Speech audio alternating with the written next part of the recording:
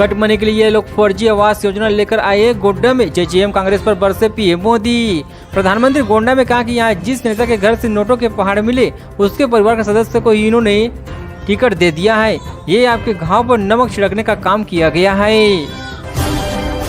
झारखंड के कांके में हंगामे पर जवानों ने लाठीबाजी, मची अफरा तफरी। कांके के कोकदोरो के एक मतदान केंद्र में बुधवार को हंगामा हुआ है। वहां मौजूद लोगों का आरोप है कि पुलिस ने बेवजह ग्रामीणों को अपशब्द कहते हुए लाठी बरसाई है। इसका ग्रामीणों ने विरोध करना शुरू कर दिया। खालिस्तानी पार कर रहे हैं हदें, अब बोले कनाडा हमारा है, यहाँ के गोरे इंग्लैंड जाएं। कनाडा में खालिस्तानी उत्पाद का नया वीडियो सामने आ गया है।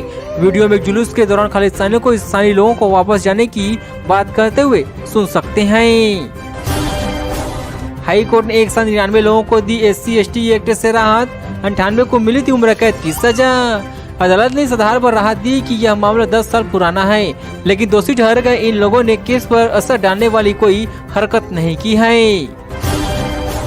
झारखंड विधानसभा चुनाव में पहले चरण का मतदान हुए खत्म, 64% वोटिंग हुई। झारखंड विधानसभा चुनाव के पहले चरण बुधवार को 15 जिलों की 43 सीटों के लिए मतदान हुआ है। इसी दौरान कुल 64.86% लोगों ने वोट डाले। सभी मतदान केंद्रों पर सुरक्षा केंद्र के कड़े इंतजाम किए गए थे।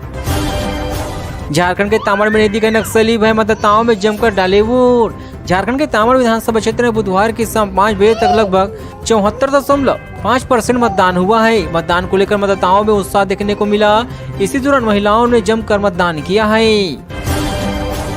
कोविड के दौरान भारत की दरिया दिल का तोहफा, पीएम मोदी को सबसे बड़ा सम्मान देगा अफ्रीका देश। प्रधानमंत्री मोदी 16 से 21 नवंबर तक देश के लिए अफ्रीकी देशों के दौरे पर जा रही हैं। इससे पहले डोमिनिका ने पीएम मोदी को देश का सबसे बड़ा सम्मान देने की घोषणा किया है। साउथ अफ्रीका को हराकर भारत ने की ऑस्ट्रेलिया के वर्ल्ड रिकॉर्ड की बराबरी। लिस्ट में 5वें नंबर पर पाकिस्तान। साउथ अफ्रीका के खिलाफ T20 इंटरनेशनल में सबसे ज्यादा जीत दर्ज करने के मामले में भारत ने ऑस्ट्रेलिया की बराबरी कर लिया है। इस लिस्ट में पाकिस्तान 5वें नंबर पर है।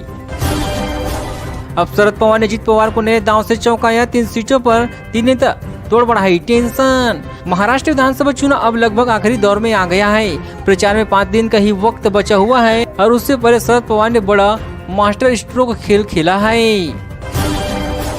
कमल की सरकार बना दो, परिंदा भी पर नहीं मारेगा। झारखंड में घुसपैठियों पर बरसे अमित शाह। झारखंड विधानसभा चुनाव 2024 के लिए पहले चरण के तहत 43 सीटों पर वोटिंग पूरी हो गई है।